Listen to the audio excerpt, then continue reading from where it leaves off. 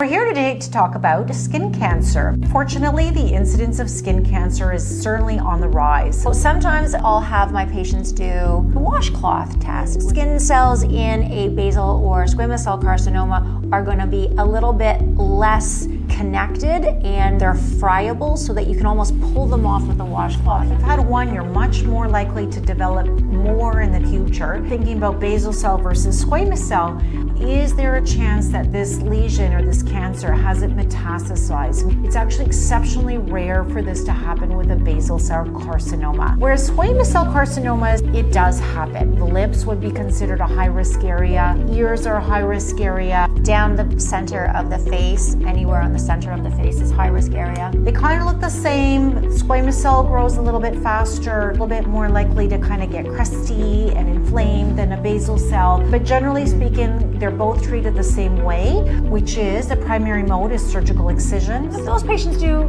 pretty well, actually. They do. Really So well. by far and large, like most patients do really well. Let's talk a little bit about prevention. It starts as young as a baby. I've seen skin cancers in as young as, say, patients who are 24, 25. We know that sun exposure is the #1 risk factor. If people have been careful with their exposure over their lifetime, the incidence is actually very low for those patients.